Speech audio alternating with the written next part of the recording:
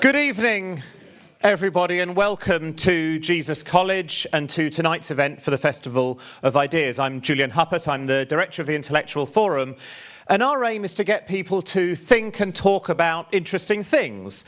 We run lots of events like this and many others. We've had the former Prime Ministers of New Zealand and Australia. We've had Jimmy Chu, whose fashion sense is rather better than mine. We've had many things. We hope that you will come along to them in this wonderful venue. Jesus College was originally a 12th century nunnery. Somehow the King of Scotland gave some land to create this college.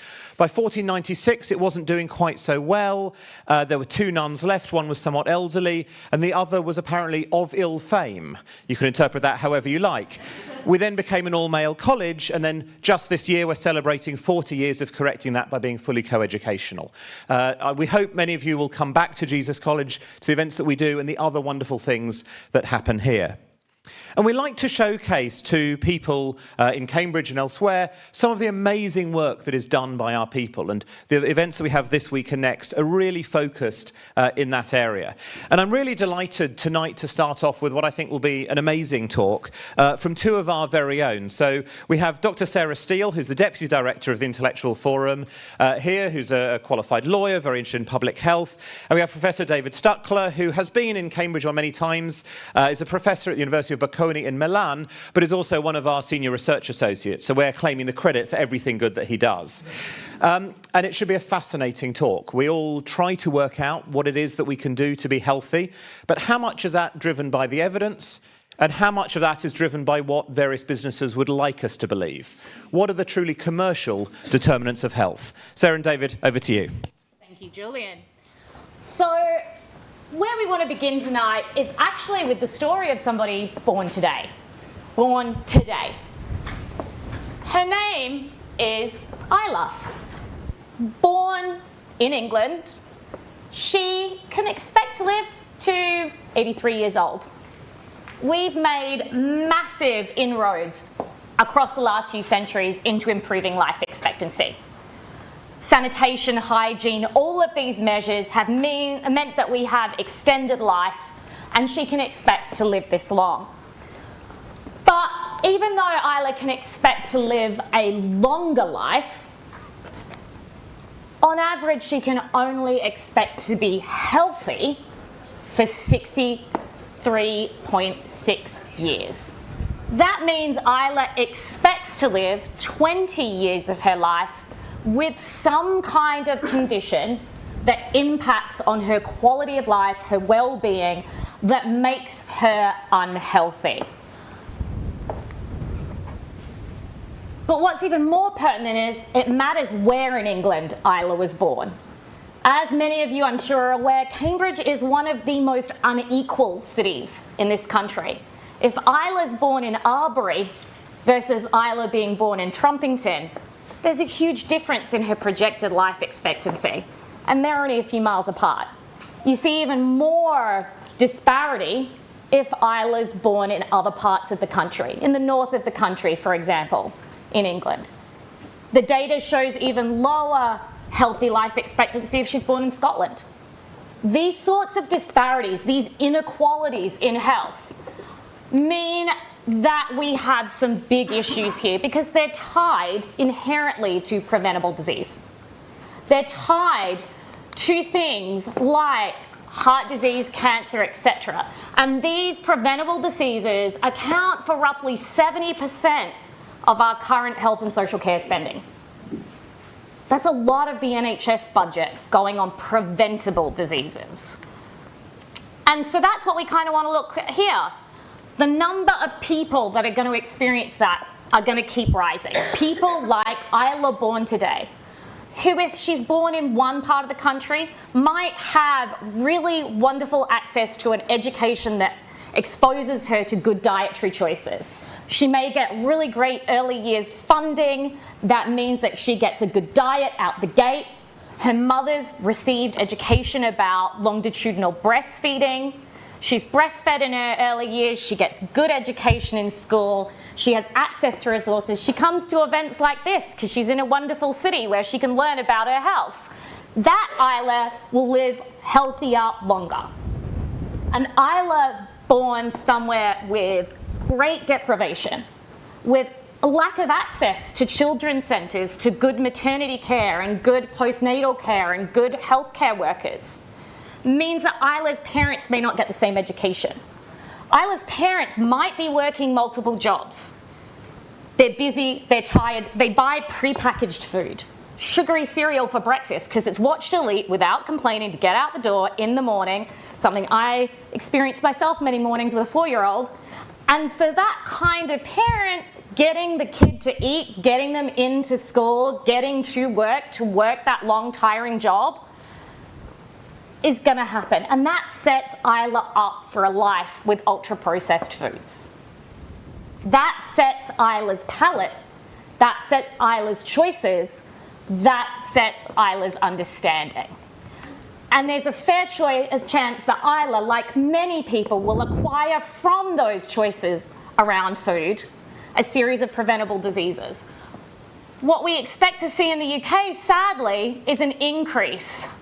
At the present time, we have 5 million of the current UK population having or will have in their lifetime diabetes. And by 2035, that's expected to go up by another million. It's type 2 diabetes.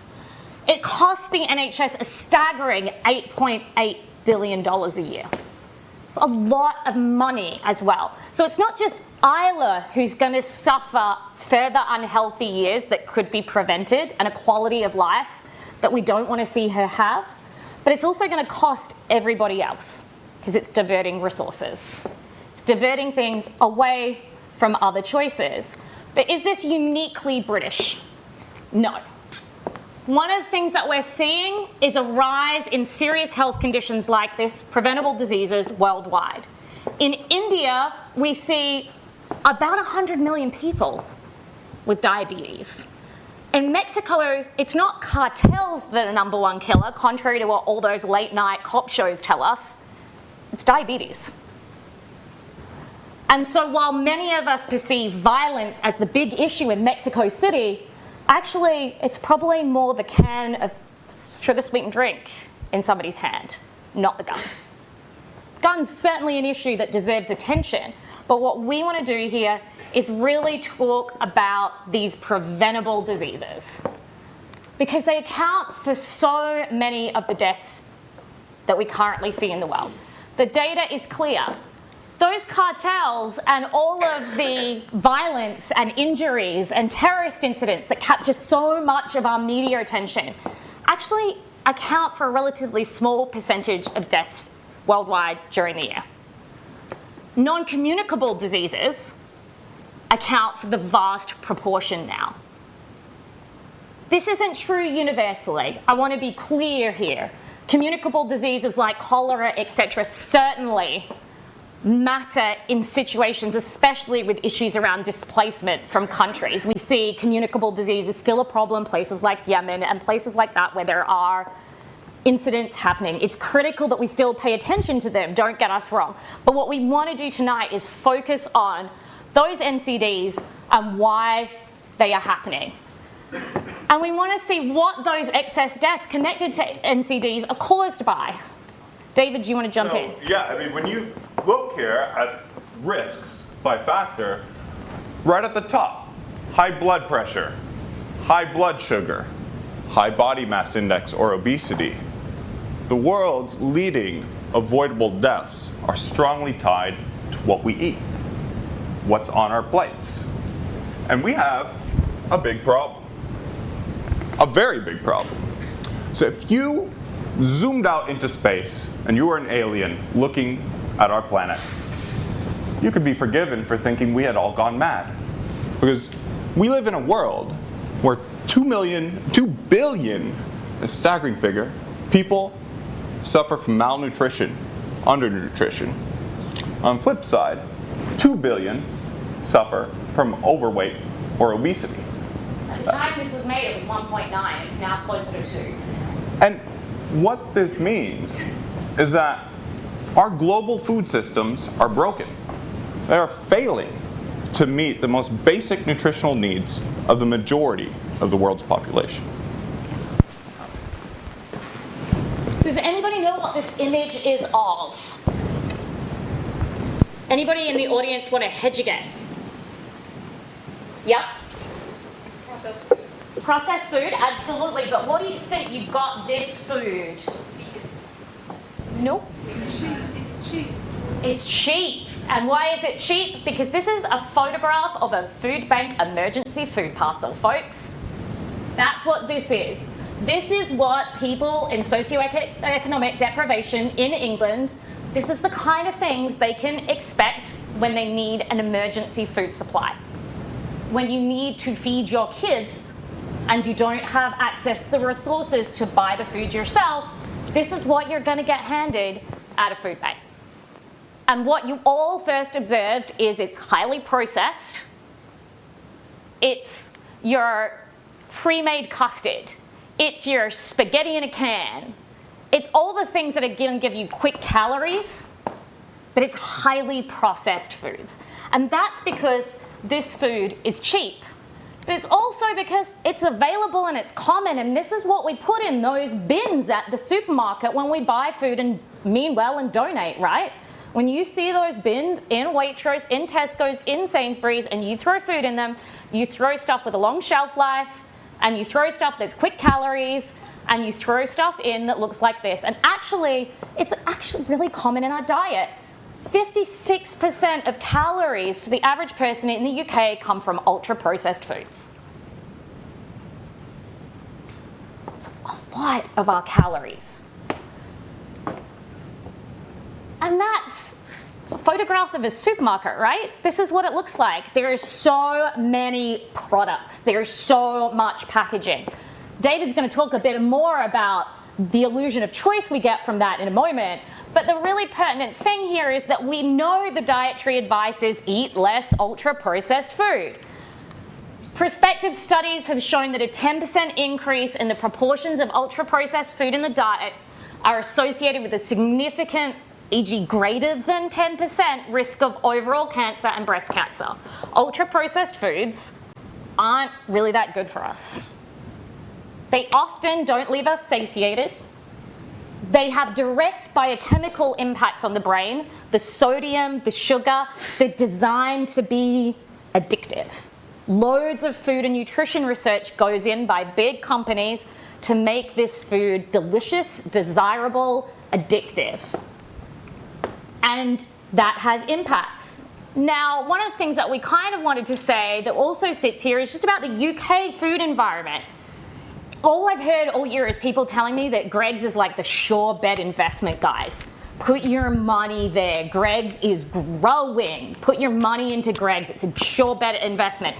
And if we do Brexit, people are going to be eating more there. It's going to expand, and there's now Greggs drive-thrus. And they say this like this is an amazing sales job on where my investment portfolio should go. But it's actually part of a broader trend, right? We're spending large amounts of money in places like this on things like sausage rolls and donuts and processed foods. At the same time, we're also doing that, though, around drink. Now, I mentioned drink because coffee shops are growing.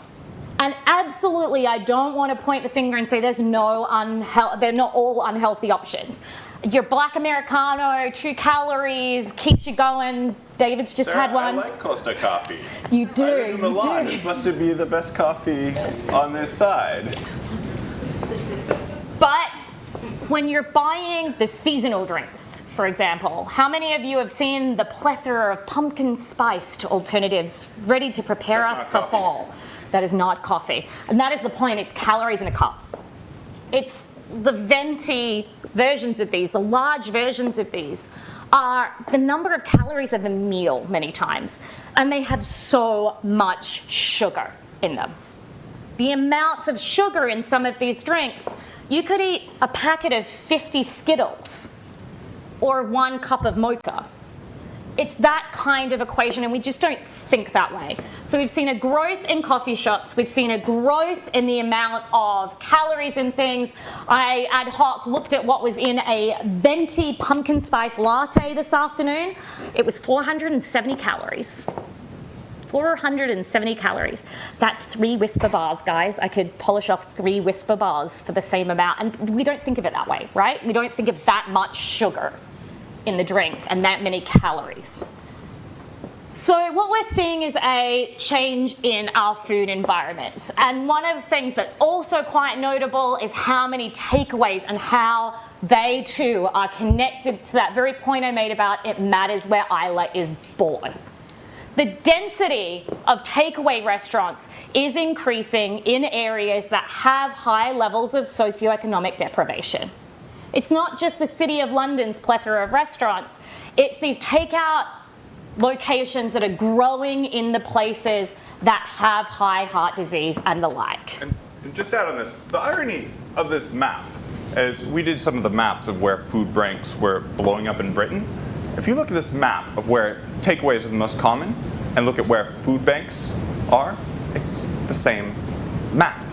And then you put on top of that where obesity is, it's the same map. Obesity, undernutrition, these are flip sides of the same coin. Inadequate nutrition. And when we go through our supermarkets, we often marvel at what a wonderful range of products I have at my fingertips. Look at aisles dedicated to my breakfast cereal and granola. But if you take off the glasses and look closer, in the fine print on the label, you'll see Kellogg, Kellogg, Kellogg, and Kellogg. They're all the same brand. And this is what puzzles some of us. We sometimes think of our food as driven by a lot of small farmers and producers competing in a marketplace. But our food systems are highly concentrated and dominated by just a few powerful global players who wield enormous influence on what we eat and what's on our plates and the nutrition we have access to choose from. And what we should also mention is that they're acquiring more of those vegan, more of those organic, more of those healthful choices. Coke owns innocent smoothies. And it's a concerted part of the market. We'll come to the research we did in a moment, but it's a concerted part of the market acquiring supplements, acquiring protein shake brands, acquiring these things that we think of as nutritious, connected to good, healthful bodies, acquiring them as part of bringing them in under that blanket and bringing them into this system. And all of what they've done is brought us into the illusion of choice, and we'll go into why that's an illusion in a moment. And we've got ubiquitous products, we've got ubiquitous marketing. It's hard to walk around without seeing coffee signs. Just make me want coffee. Yeah. You're killing me. First pasta. So one of the things that we kind of wanted to do here was explore why it is that healthy Isla versus that unhealthy Isla in life, why those two desperately different pictures of this woman in 83 years' time, even 63 years' time, why is it that it's not just down to teaching Isla to make better choices? Why is it not just down to making sure Isla's teachers know what the better choices are? One of the questions we so often hear is that choice, that autonomous drive, that feeling that we can make good decisions if given the right information. If we just learned how many calories were in that venti pumpkin spice latte, would we really want to drink it? Those kind of things. We place all of this onto those individuals. And what we kind of want to look at is how the systems that are designed around it have a much greater impact. So, to our approach. So, as Sarah points out, we do have evidence on what to do. I was just in Geneva last week at the World Health Organization, and they have a set of what they call best buys. What can countries do at low cost, or even policies and approaches that can generate revenue to tackle obesity and chronic non-communicable diseases? And they've begun to recognize obesity is not just a medical problem. We're not going to solve it with an obesity pill, even though the race is on for some pharma companies.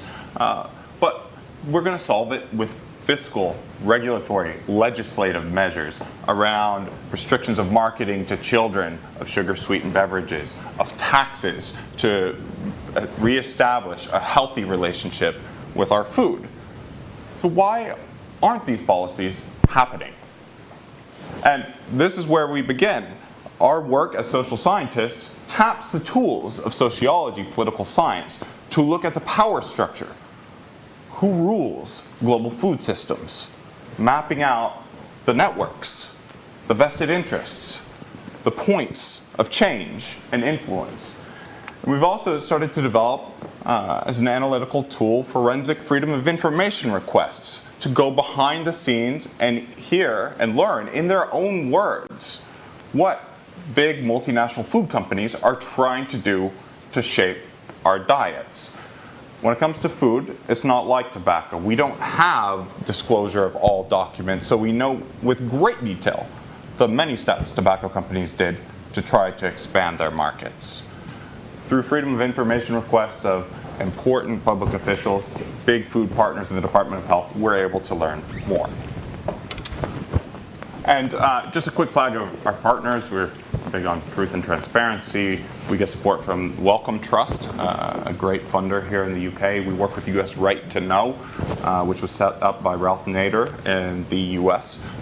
They've been taking the lead on our freedom of information request. London School of Hygiene, Bocconi, where I'm based, among others. And let's see. Right. And do you want to say something about this, Sarah? Okay, so one of the things. Oh, Oops. This is why you stop don't pushing my buttons. Stay away from my buttons. God, my buttons. Have coffee. It's all this coffee talk. He's like jacked up on caffeine. If only. Effectively, one of the things that we've done is tried to create a database, much like exists around the tobacco documents, fueled by collecting things in their own words for analysis. Meeting minutes, emails, attachments, advertisements, mail-outs, communications between people. Those things have all been loaded up to the University of California, San Francisco's database on industry. Notably, the tobacco documents are in there as well, but they've also got stuff on chemical companies, pharma, and they've got fossil fuel, so those wanting to do environmental research can go there. It's a database that's searchable of what industry says in their own words. We've been loading the documents through, US Right to Know have been fantastic. They've been loading them up there. What this has done is created an archive, something that we can do research with. We can look at how common a behavior is. So we can do some statistical analysis of, is this a frequent thing that we see? We can also just look for best practice or bad practice. So we can go through qualitatively and mark out what is happening and how people are behaving. How often do they discuss, for example, the fact that a tax may hit their bottom line, so we need to fend it off? But we may also want to look at what do they say when a tax is pending qualitatively. What do they say? Do they use words that are around war and combat and those kind of things that elicit that heavily contentious, non-collaborative behavior?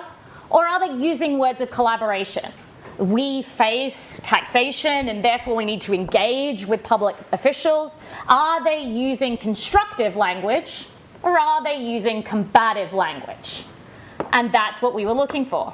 Perfect. So we want to give you some of the early findings of our work. This is very much animating us over the next several years, and share with you some of the strategies that we've begun to find in this trove of documents. And one of the most basic strategies that big food companies can use to leverage their muscle and weight is to have a seat at the table. I can't understate how important it is to be present at the table when policies are made. And in the UK, the dominant approach has been this, as outlined by former Health Minister Andrew Lansley, that industry should be seen not as part of the problem, but as part of the solution. And I like this thought very much, and this was very much the idea behind the Department of Health's public health responsibility deal. The idea that industry was going to be responsible. They weren't going to be tarred with the stain of tobacco, and they were going to do the right thing. And one of the most basic right things we can do is give you information about the foods that you're choosing to eat. And so, just as one example of this, all major supermarkets and all major alcohol companies agreed to put calorie labels on their products prominently so you could know what you were taking in. This was back in early 2010s. We can now see what's happened. The results are in. From this simple pledge, the company said they were going to do it. They wanted to be part of the solution. And we went and looked. And at the time of the end of the public health responsibility deal, only 2 of 150 products, this is looking at the alcohol industry, had labels. Now, and we found no information in the main UK supermarkets. Sorry, yeah. Now, what we note is that calorie information is certainly now on products, right? It's on the back in a small font, and it's often by the hundreds of grams or hundreds of mils. Now, what is an average serve of pasta? What's your bowl of pasta? How many grams, folks? 82. And what does that look like? How many people feel confident they could tell me what 82 grams of pasta looks like if I gave you a bag of penne right now? One person. He's eaten a lot of pasta, folks. He's eaten a lot of pasta. A few people can, but very few of us can quantify the serving size. Certainly my 4-year-old would never take 82 grams of pasta. The kid can eat pasta like nothing you have ever seen. It is like his addiction of choice. The same as this morning, the kid wanted to eat a whole can of peaches. I was like, that is not a breakfast, that is sugar syrup. Mummy is not giving you a whole can of peaches. It's just not happening. You can have a peach, you're not having a can of peaches. These sorts of things of measuring these, they were supposed to be really prominent. And we do now, to their credit, see this on things like the traffic light system on Sainsbury's food products, right? So we started to see this information. But many people can deal really well with when it says a quarter of the packet is this many calories. Many people can't deal with 100 grams of food has this many calories. Many people don't understand how much sugar, processed sugar, but also fructose, lactose, these kind of occurring sugars within the food, they should be taking in. So while we've had these deals and while we have seen improvements, and we want to say and credit that there are companies that are doing this, the way in which we're doing it is inconsistent. The way in which we're doing it requires corporate social responsibility and commitment, which is patchy, ad hoc, and often quite apart from what we know people understand when they're actually putting stuff onto a plate. Most of us put more on the plate than the serving size, because the serving size isn't set by what we eat, and many people don't have time to weigh their food. So if you weigh every product, you can get an accurate calorie intake. Let me continue here, because there's a lot I want to get through. Because on the opposite side, where the public health responsibility deal has widely been seen as a failure, not just for alcohol, but for Pizza Hut providing labels on its food in many segments of the industry, what has been seen as a success is the sugar tax. But not quite in the way we first imagined. So we know a lot that what helped really change the trend in cigarette consumption, very simple graph, the correlation's plain as day to see. As cigarette taxes went up, cigarette consumption went down. The pattern turned out to be a little less simple for sugar, because in the UK you have drinks like Ribena, very clearly targeting children with its advertising, and for teenagers some things like Iron Brew, Red Cola. I've never tried some of, I don't think I've ever tried any of these, to be fair. But what we didn't, Anders, maybe. But what happened we didn't quite anticipate is that the UK levied a tax that would increase the price in proportion to the sugar. What the producers did was they decided to cut the sugar as a way to get around the tax. They reformulated the product. So you go to the store, it's the same Ribena, with a lot less sugar. And when I say a lot less, by more than 50%. They cut the sugar to protect their profits from the tax. And the same with iron brew, where a tenth of the product was sugar, as it was, which is a stunning amount. And that's what real regulation looks like. And that's why, turning to where I'm from in the US, it's only recently we've seen guidelines come out saying that we need to reduce the amount of sugar that we're consuming, treating it as a white poison. And here's an example from the USDA. What we found, though, is that not everybody agrees. And this is an example coming from our this FOI request email. So Alex Malaspina, who is a former CocaCola executive, the day these came out, wrote, "Dear friends, these guidelines are a real disaster."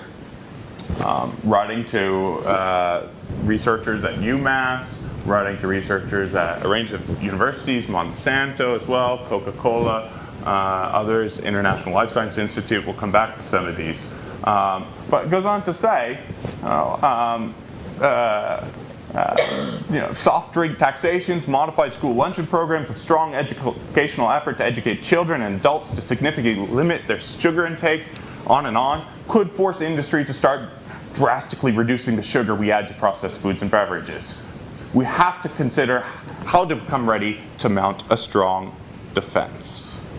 And of course, as he writes this, one of the persons who got in the conversation was none other than the U.S. Center for Disease Control, the agency in the U.S. responsible for dealing with some of these problems. And this was to Barbara Bowman, who was the director of, at the time, the Non-Communicable Disease Prevention Program.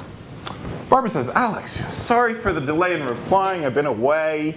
Maybe you could get in touch with the head of WHO, might have ideas, or maybe somebody with a PEPFAR program, or Gates or Bloomberg people.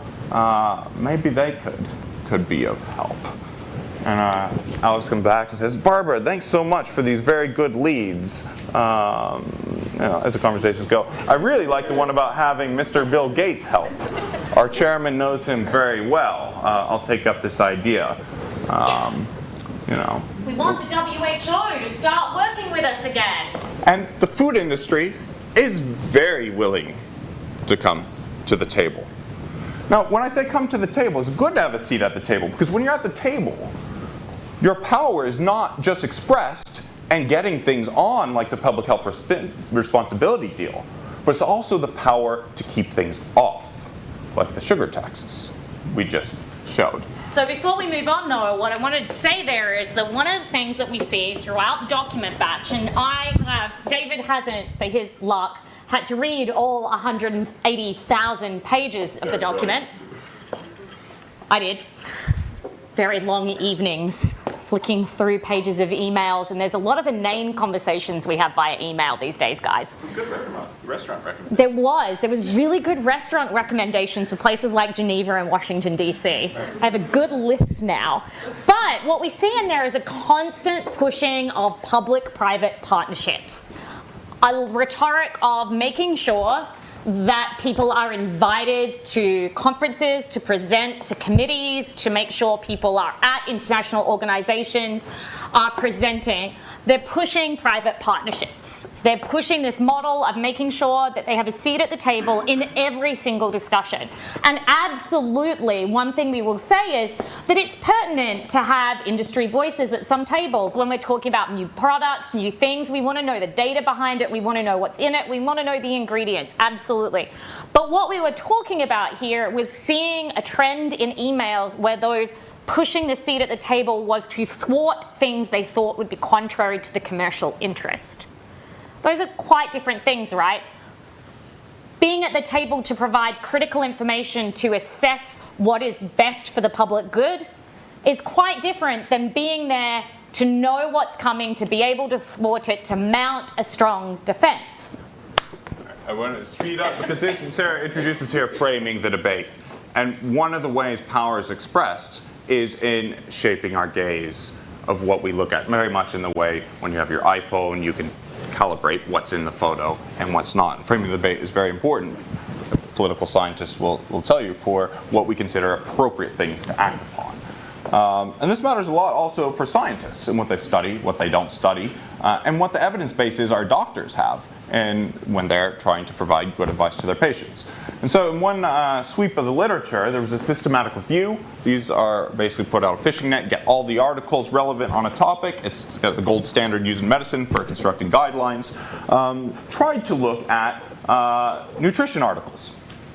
And in this study, about half of the articles on nutrition were funded by industries that had a stake in the findings of those studies. What the authors did was then very clever. They parsed out these studies to see, did the conclusions of the science differ based on who funded the study? And surely enough, they found that those studies with industry funding behind them were over 7-fold more likely to come up with an answer to the research question that favored the industry's profit interests. This is distorting, this is polluting our very scientific evidence guiding our nutrition. And went further. We took a scan in the literature of articles that were funded by Coca-Cola, just as a case study. And this is the universe of Coca-Cola studies, drawn with some of that network research I mentioned earlier.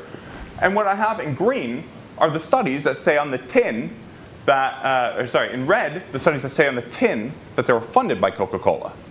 And green are the studies that do not. We talked about labeling of foods. We also need labeling of our research.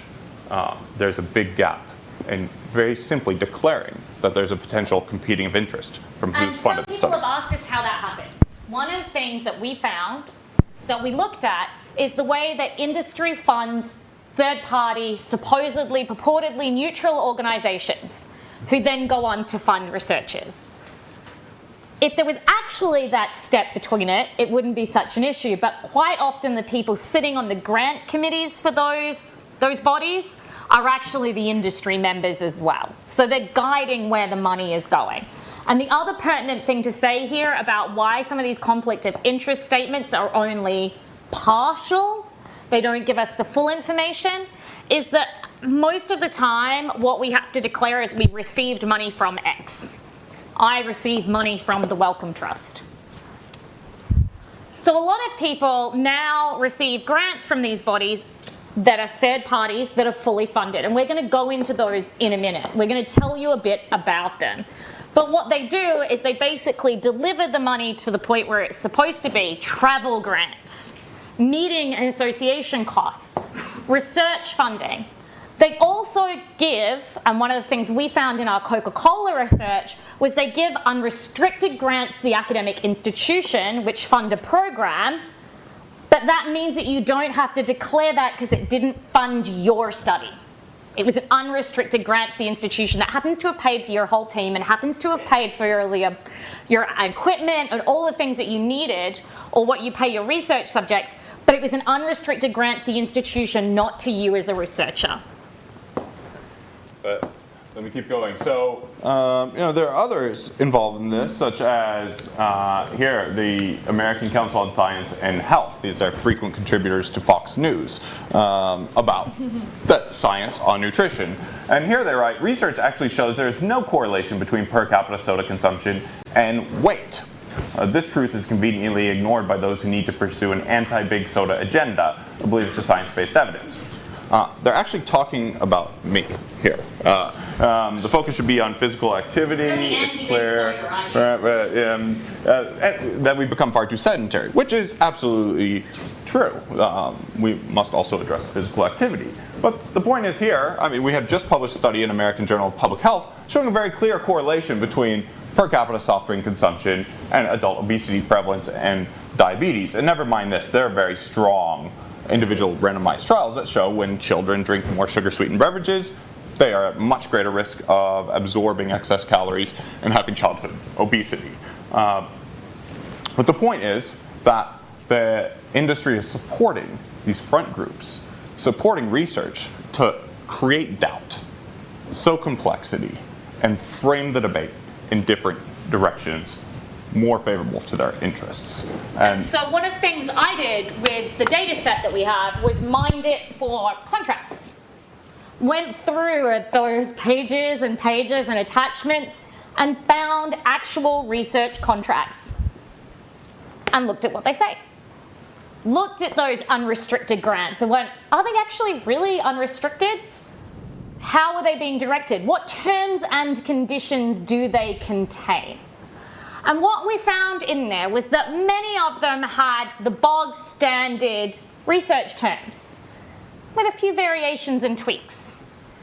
Most of them gave an unrestricted unilateral right to terminate a grant to Coca-Cola. We know that's not necessarily a bad thing, right? Like if somebody's bullying their postdoc, you want to be able to do something about that. We've seen contracts terminated. They made it into the press for research grants where there was questions around bullying and harassment. So we're not saying those provisions are in their own right problematic. It does depend on how they're used. Wait, sorry, as a lawyer, so if I didn't like the result of the study, could I kill it? Yes. And the reason is there were other terms in these contracts that operated at the same time. And those terms were that at any point that the study is terminated, all data, all intellectual property, all materials, everything produced, everything on note paper, everything on data drives, everything collected, every single thing remained the property of Coca-Cola. But there was also another term in all of these contracts which gave Coca-Cola the right to look at drafts, results, and things ahead of receiving a report or a publication. They absolutely encouraged all the researchers involved to publish in peer-reviewed journals and expose themselves to peer review. They absolutely encouraged that. But they wanted to see drafts in advance to approve. And they could terminate at any time unilaterally without reasons and retain all the data. And nobody would ever know because the next line was a set of confidentiality provisions. So we can terminate any time we want without reasons. We hold everything that comes out of what you've done so far, and you won't be able to talk about it.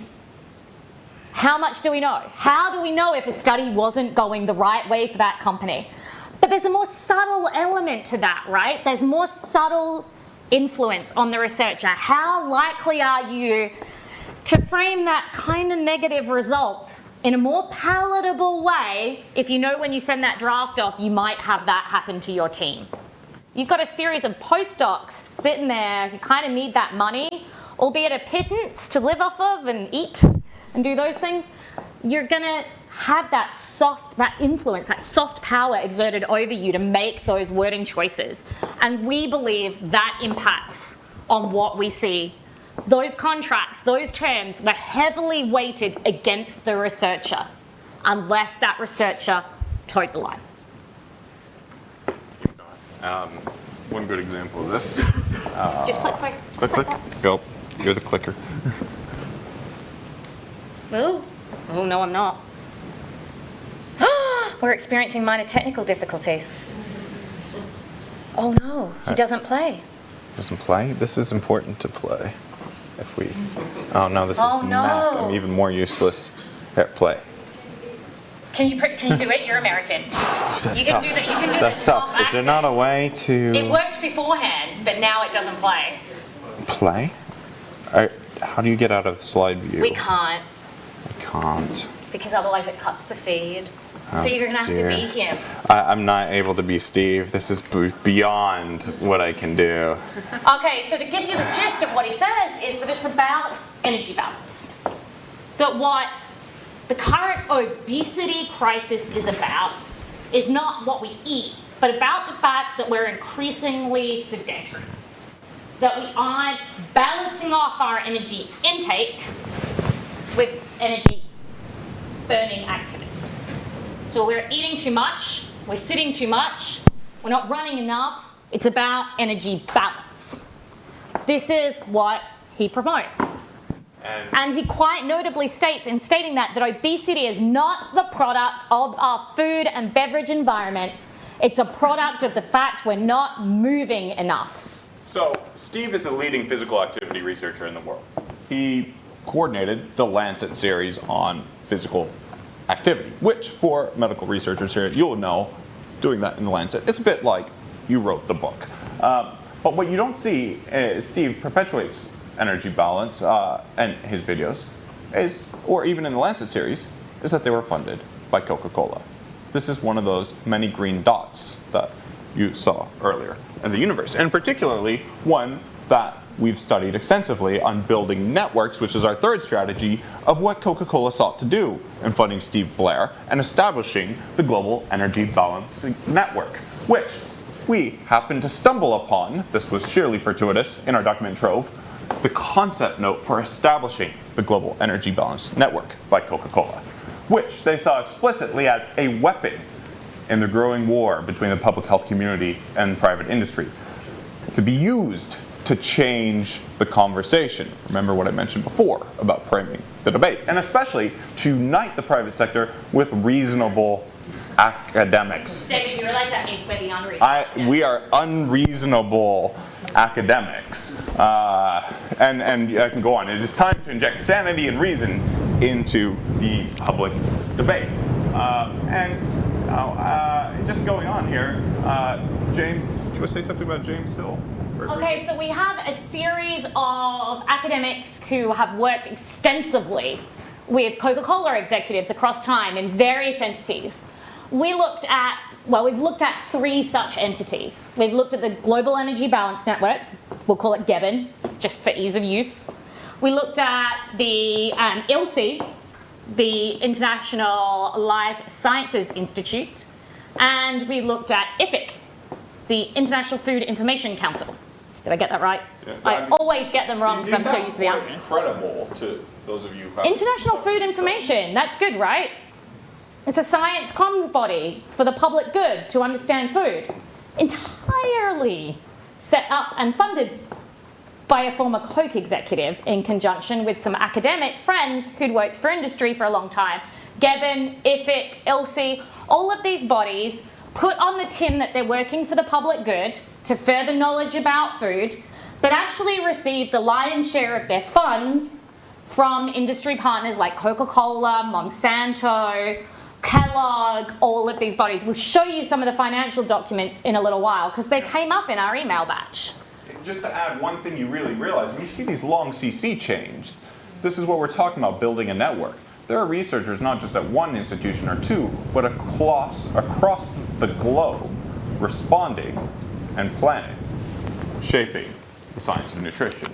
To continue, as Sarah pointed out, International Life Science Institute sounds quite good. It had special observer status with the World Health Organization for many years, giving it a seat at the table on important nutrition decisions. And critically, the World Health Organization really recently removed that. Yeah, but thanks in no small part to revelations such as these. But its biggest funder, Coca-Cola Company. What we should point out is this is a document from 2013. We only have the draft financial documents that were attached to the emails, so we don't have annual records. This is not something, the schedule doesn't have to be made public as part of their annual returns, right? This is not publicly available information. The document that they do have to fill in, the Form 990 that goes in, when it's made public, redacts this information. This schedule to that document doesn't go out to the public at large. So this isn't information you'd find when you search online. This is stuff we uncovered in meeting minutes for people to approve to be submitted. And so we only have a couple of years. What I'd point out is that last year, Mars removed itself from being one of the donors. You can see it was number 12, biggest donor. Last year, outing ILSI as an advocacy organization. That it wasn't promoting science, it was promoting advocacy, and therefore Mars, as part of its commitment to greater transparency in research and its commitment to corporate social responsibility around openness about what it funds, decided to remove itself from funding ILSI. So this is a 2013 list, to be completely clear, but what you see is not only are its own organizations funding each other, the money moves around quite a lot, but its biggest funders are Coca-Cola. Its biggest funders are Monsanto. It's got Bayer, Mars, etc. And quite importantly, IFLScience funds extensive amounts of research and a large body of researchers. So a couple of quick examples. LC Research Foundation bringing scientists together to improve environmental sustainability and human health. They just had a very big annual meeting in Florida, Brave New World in nutrition and food safety. These are highly attended by scientists around the world and critical sites disseminating information to frontline practitioners, nutritionists, dietitians. I could go on, but this starts to feel very familiar. Because before, I did a lot of studies on tobacco. And from tobacco documents, like I said, we have a perfect universe where we have everything. And some of their latest strategies are such as Project Sunrise, Dawn of a New Day, where here Philip Morris documents show they were trying to deal with anti-tobacco groups. They wanted to create schisms, forcing tobacco to fight among themselves through carefully manipulating the field of public health experts. Between those, say, who supported cessation for those who already smoked and to prevent youth from starting to smoke. Very much similar to uniting the reasonable academics and radicalizing the unreasonable ones that we see. And of course, the next strategy of this is seen in Philip Morris's spending of $1 billion to create a foundation for a smoke-free world with the aim to wipe tobacco off the face of the planet. Some of us have scratched our heads wondering how this fits with their business model. But $1 billion is a huge sum of money that they're investing in research, trying to develop safer cigarettes. And this is exactly very similar to what we're seeing in food. Sarah, hand it back over to you on silencing dissenters. So one of the things that happened next in our document batch that we found was the targeting of particular organizations that sought to combat some of the misinformation and sought to do things like implement strategies, policies, dietary guidance, taxes, etc. And one of those people that attracted a huge amount of attention, it was at the WHO, and we saw this particular attack on Mrs. Chen. And one of the strongest recommendations by the WHO Commission on Ending Childhood Obesity was a call to tax sugar-sweetened beverages. Okay? These kind of statements were being made. A tax should increase the price by at least 20%. These were the kinds of proposals. These were what the WHO was putting forward. Today, many of the threats to health that contribute to NCDs come from corporations that are big, rich, and powerful, driven by commercial interests, and far less friendly to health. That's what Dr. Chan had to say. What do you think the response was to her? We must find a way of finding a famous scientist to pay her a visit. I couldn't decide if the scientist was to deliver better information or was like a scientific hitman, because I kind of wanted to meet them. They sounded like the James Bond of the lab. Maybe Jim Hill, who we saw emails from earlier, who was involved with Gavin, or someone at a similar stature, or a US government scientist. These kind of emails. In summary, I'm suggesting collectively one way that we must start dialogue with her. If not, will continue to blast us with significant negative consequences on a global basis. This threat to our business is serious. These are the kinds of things we find in our email batch. What she was saying was deeply risky to this, and so there was a concerted effort to send somebody to send one of those reasonable scientists, not one of us unreasonable people, to correct her misgivings. There was discussions of how to do that. There was discussions of deploying people from all different sectors. The start of that email chain is there. There was discussion of who they could use, who would be most trusted. Was this somebody from the Gates side of things? Could they get somebody at that level? All of these conversations were had. And what we'd note is that in doing this research, we put a target on ourselves. We won't go too much into it, but we have certainly been hit with things since we started doing this research and publishing these email documents. I have answered a heck of a lot of retraction requests on this and totally unrelated research. Trust me. So there's an attempt constantly to silence dissenters, to silence people who don't toe the line, and to co-opt them through deploying the right people to have the conversation. To not go and have the conversation with them themselves, but to deploy a trusted expert, a person who is favourable but trusted to do that.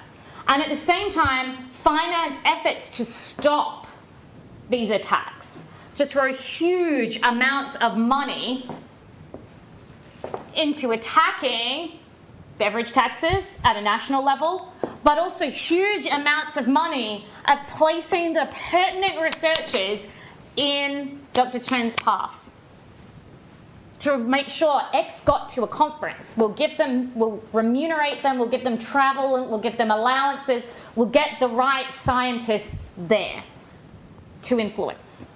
And that's what we see is attempts to coerce people, but then the stick comes down. It's not just carrots, it's not just incentivizing it, it's about hitting people unrelentingly when they don't say the right things. So what can we do? How can we give Isla a slightly better chance in the future as a consequence of attending to those tactics that so often manipulate and coerce what we can actually do at a policy level and what we know? So the public health responsibility deal was a failure. The experiment to let industry promise that they would do the right thing to make healthy choices, the easy choices, has not worked. And is not working for 4 billion of this world's population. We can do better. And that's why we call our plan a new public health deal. And at its core, there are 3 main principles. The first one of these is to trust but verify. When we see partnerships springing up, like CocaCola with the American Pediatric Association, or Nestle with the International Diabetes Federation, we've set up simple criteria for auditing the quality of private-public partnerships. And they're simple. Are there independent audits for the effectiveness of these programs? Do the partners practice what they preach in their own workplaces? Do they make products that, when used as intended, are damaging to health? And as we've begun to implement this, we've found few, if any, pass these simple criteria. But there are some glimmers of success.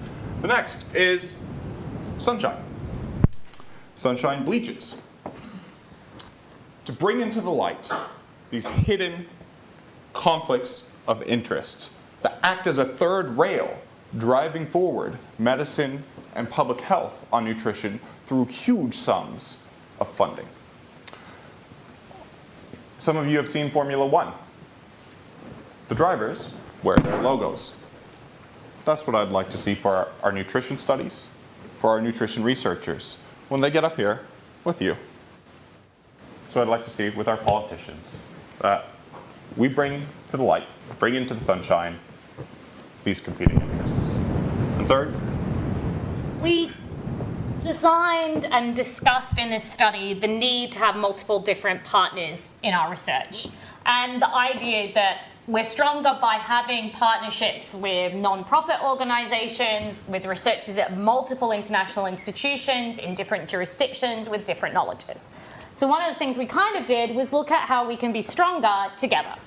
How actually, by having 8 or 9 of us spread around the world digging through this batch and doing different things with it, looking at it with different lenses, looking at it in different legal systems with different understandings of what's going on, we found that we noticed different things. We also noticed that when the attack came on the dissenters, we had diverse institutions involved. We had diverse representation. We had diverse perspectives. Sometimes we've had arguments, haven't we, David? Our research team meetings are sometimes interesting. I read a contract one way. From an Anglo, you can hear the Australian background. Other readers may read a contractual provision a different way. We argue it out. We have different perspectives. And so that's one of the reasons that we believe that it's stronger to have these partnerships, absolutely. But the model should be based on transparency. It should encourage transparency, and it should also facilitate transparency about the research group. We have had a really interesting experience where we've declared who we've worked with and who their dominant funders are in all of our articles as further information. Now, as part of the attack on us, people have turned around and flipped that on us and gone, see, you get funding from this, so you must be biased. And it's like, actually, that was all the funders that went into a general pot for an organisation for 5 years. We were being abundantly transparent where every single person involved has received money, so you know if there's any potential for bias. We've told you everything, so you can judge that. We're encouraging best practice by doing best practice. And the interesting thing around that was how much that was used as a weapon against the team. And so that's one of the things that I kind of wanted to point out. We're in Cambridge. A lot of you may participate in research yourself. There was a heavy, heavy penalty, personally, in terms of time this year for me. Busy, teaching children these things, responding to attacks on us for being transparent. It disincentivizes researchers doing that. So we need to create these collaborative environments where we have full, frank, open disclosures as the norm. In fact, most of us accept these days that research has to be funded, right? There's not a magical academic god in the sky who just throws cash at us all. Most of us get money from somewhere. Where does that money come from? What does that mean? How do we protect against influence? All of those things. The best we can ask for is transparency. And so one of the things that our study has been about is evolving a best practice. And one of the things we're doing going forward is suggesting a best practice document, especially for young postdoctoral researchers. Incredibly pressured these days to find income. One of the big markers for promotion and a job is how much income you can generate to support your own research. And with that incredibly pressure-filled environment to find money, when you have one of these organizations offering you a bit of cash and it sounds pretty neutral, right? ILSI sounds pretty good. It looks pretty good on your CV. Look into that. Do the research. Know who's funding them. And at the moment, a young researcher can't do that. We only had these documents because we found them by FOI. We should, and one of the things we're arguing for here is partnering holistically so that this information is publicly available. Require people to do robust conflict of interest statements that are supported by statements of blah, blah, blah organization funded this study.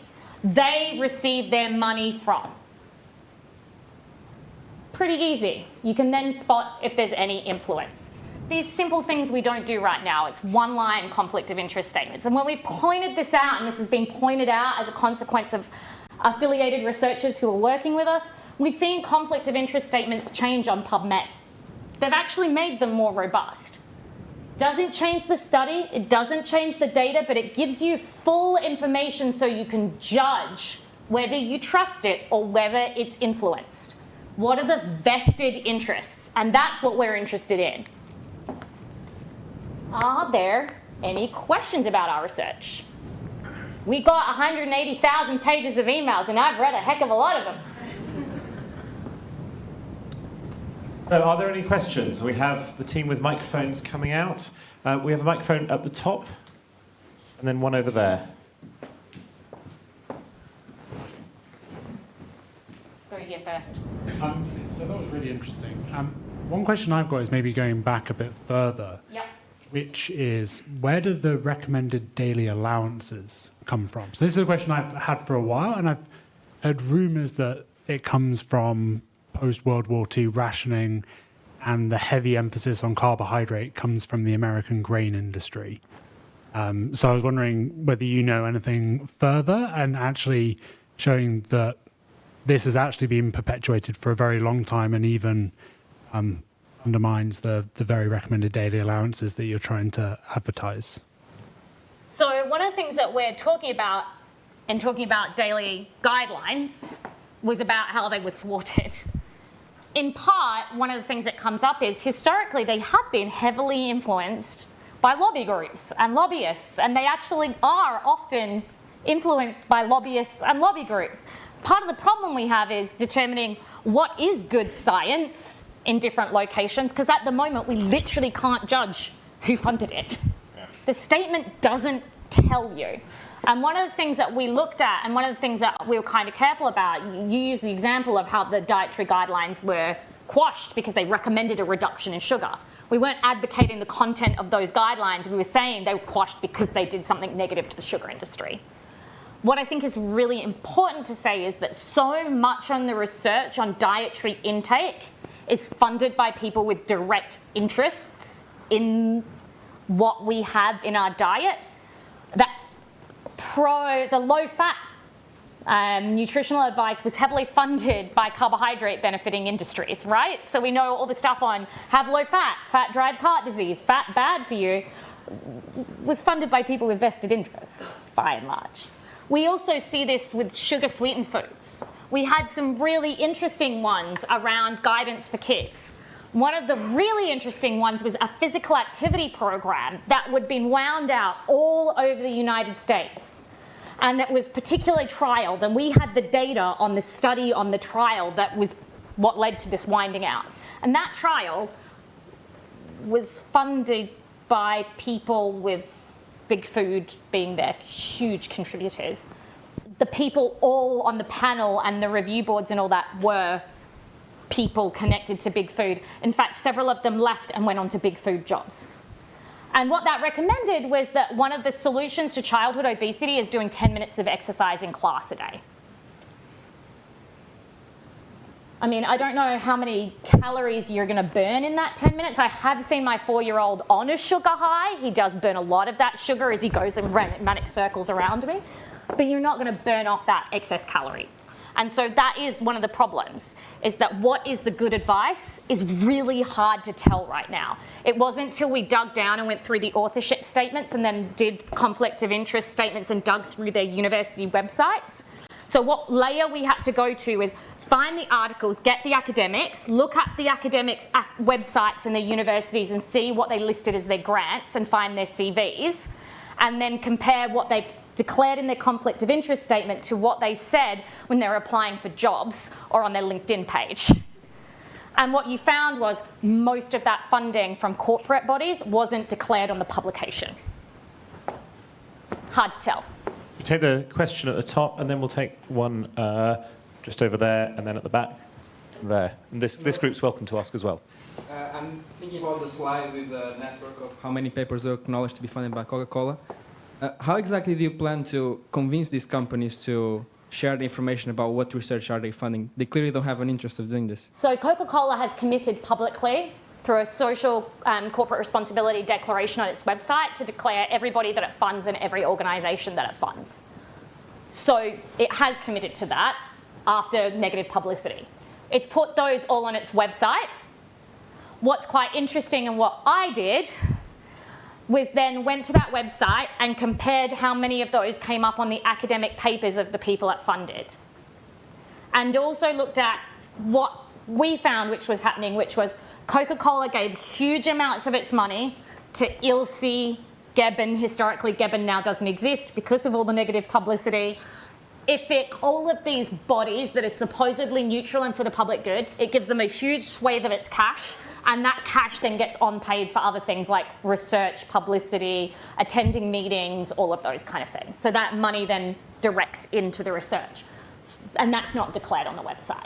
So what that website and that corporate social responsibility thing instigated was, yes, they are open about who they give money to directly, but it's not then transparent about how that money flows onwards and how much influence they have on how that money flows beyond just the statement we gave 350K to X. Does that make sense? And that's what those contracts tell us, and that's what those financial declarations tell us. What did they use the money for? So how do you plan to make sure that they actually state exactly what they are funding in terms of research?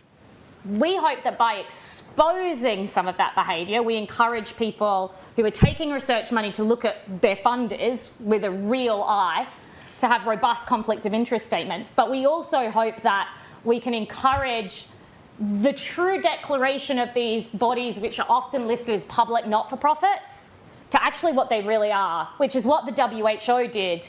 It said ILSI is a private entity. When the WHO was deciding whether it should be on its trusted lists, it said, is this a public body that belongs on this list or a private body? And actually, we've got meeting minutes from an ILSI meeting where ILSI's like, we don't want to be on the list if it says we're private. Part of that's down to its taxation. It's registered as a non-profit. It makes its declarations and is organised as a non-profit. It wasn't in its interest if it was labelled a private body. That contradicted its registration in many jurisdictions. And we see meeting minutes discussing what they want to do. But the WHO revoked it anyway. We have time for some quick questions and quick answers. I'll take the one over there, slot the one that was in over here, and then the back two here. I think that's it. So one of the problems we have with research is that once we've identified the funders of the primary research, often that then gets agglomerated into the systematic reviews and meta-analyses, and we're completely lost. And so one of the things that I think is really interesting about the paper you showed, where you had the sort of risk ratio of the likelihood of finding a positive result, is I actually wonder whether some of those factors could be used to, in some ways, give some balance. You know, if we have this funding source, we know that the likelihood of a positive result is X amount larger. Could we then use that to try and redress the balance of how that research is agglomerated as we go forward? So there's an ongoing question with the Cochrane collaboration. This is one of the main sites of systematic reviews that then funnel into creating medical guidelines and advice on what medicines you have, what nutrition is good for you. Currently, it has no identifier for funding source. So just currently, it's trying to fit a square peg in a round hole. It doesn't work. We're trying to change that slowly, and it's a good place to start. Up over there. Going to the whole sugar reduction thing, and you're talking about the companies had reduced their sugar in order not to pay the tax. I have a real issue with sugar replacement stuff, and I wondered if you'd come across anything in your research about the companies who are funding the sugar replacement. I'll send it to you after. Another systematic review just came out. Surely enough, the artificial sweeteners are funded by the food industry and find a quite different set of conclusions than those studies that are not, which again reiterates the point that our scientific base is getting polluted. Garbage dumped into a systematic review or meta-analysis is going to give us, you, scientists, doctors, misleading results. And quite interestingly, a huge amount of that food database, there's discussion of artificial sweeteners in there, and strategic discussions about attacks on artificial sweeteners as carcinogenic and what they can do about it and who they can deploy and all those kind of things. There's some really interesting, so there's the science side of it, which David's team have looked at much more robustly. My side of it has been looking at the socio-legal elements and the kinds of things we saw about sugar, like we must mount a defense, have also been about any accusations about We'd really welcome those of you who would like to get involved. There is more than our small team can take on, and many hugely important questions that can be interrogated in this database. There is just so much data. There's a question in the corner there. I want to ask you to expand further on the analogy with the tobacco industry. So the tobacco industry had a fairly sudden moment where it went from really quite conventional to smoke to all of a sudden you can't smoke in pubs, there's signs, there's really nasty looking signs on cigarettes, and it went from smoking is okay to smoking is not okay.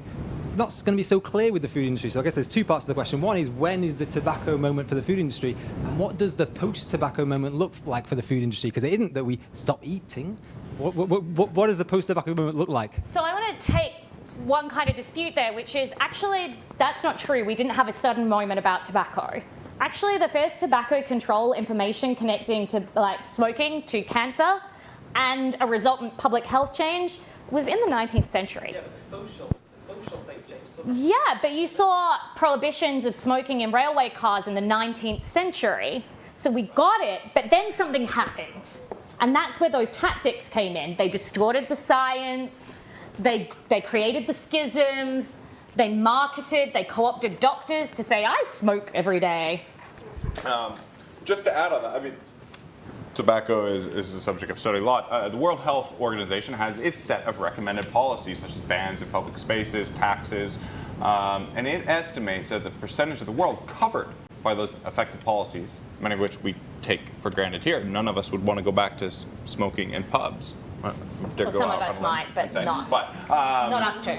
Less than 10% of the world are covered by them. So I think it's an illusion to think we're there. For food, it took 50 years from the clear evidence by Richard Dahl and Pito of an indisputable link with cancer, over 50 years to get to where 10% of the world is covered by policies that work. The price of inaction was staggering. For food, we're at the very beginning of this conversation. But I'd also say that one of the things that's going to be the tipping point on food is not just obesity and malnutrition. It's going to be the environmental impacts of ultra-processed foods right now. We're having a moment where we realize that those ultra-processed foods wrapped in plastic, stuck on our shelves, are not just a problem for this, they're a problem for everything. They're creating waste. My favourite story from the tobacco industry was when they pointed out that smoking reduces your chances of getting Alzheimer's disease, which is true, but not for a very good reason. We'll take the final question. Absolutely support what the sunlight that you're putting on an industry that's been doing this for so long. But one of the underlying beliefs seems to be that the more research, the better. Just depends on who funds it, and as long as it's clear who's funding it. But is there not something to be said that the reason the industry is funding so much research is it causes confusion? Because the problem with nutrition research, as we all know, is it's not A equals B. We can't take a double-blind placebo, one nutrient, and figure out what that does to the body. So the more research that is being funded, and the more the universities take the money to make more and more and more research, the more confusion is being sown. And so is there a responsibility on behalf of the researchers and the universities who are employing those researchers to look at how much research is actually necessary to continue to be done? So I'll let you take that one. Well, I mean, there's a great book, Merchants of Doubt, and doubt is the product that industries try to sow to muddy the waters to prevent clear-cut guidelines that can give rise to action. The data on sugar tax are being highly attacked, and industries sought to contest it at every turn, using every angle they can. So I think our mission through Sunshine is to try to improve the standards of the evidence, purge out pollution from the evidence base, and ideally to create a clearer picture for you, because science is about trying to bring order to a disorder, confusing, chaotic world, not take us the other direction. And I think one of the things that sits here is that policymakers need good evidence to make policy. They do need some kind of basis to make that. What we have at the moment, though, is at the same time a concerted campaign to attack expertise and a lack of trust and eroding trust in experts. There's a huge amount of the data that I have come across in doing these document batches about, frankly, complete crap that is circulating on social media. And one of the really interesting things about this, by the way, is we rocked up in the Monsanto database of people to watch. So they collect all our social media. We are, because all us unreasonable people need to be monitored online to make sure what we say. Hi guys, I know you were watching this live stream. We love you. But one of the things that comes out of that is I agree that endless research is a problem. What we're even starting from is an even more basic fundamental premise of saying, right, this research is happening, right? We're doing huge amounts of things internationally on food and nutrition. We're trying to understand possible ways to address obesity. Some of that is to science it out, right? Can we come up with a pill that addresses this? Other ones are about the efficacy of individual interventions. So plate sizes, how do we improve satiety through things? Is it about the composition of our foods? What is the micronutrient, macronutrient requirements? Those kind of things. That research is happening. What we're starting from and what we're just doing with this is to say it needs to be transparent. who's involved in that at all levels. So I think my concern has not been with how much research is created, and I'm certainly not in the things I've written with our team promoting endless research. What we're doing is trying to create a body of good, clear, transparent collaborations that make clear everybody's interests so you can judge any potential bias or influence, or if that's an advocacy effort on behalf of somebody. And on that note, Sarah, David, thank you very much for a fascinating talk. A really, really wonderful start to the series. We broke the computer. We literally broke the computer. We hope to see you at many of the other events that we run here at Jesus College, the Intellectual Forum. Thank you very much for coming. And I have no vested interest in telling you the bar is open through there.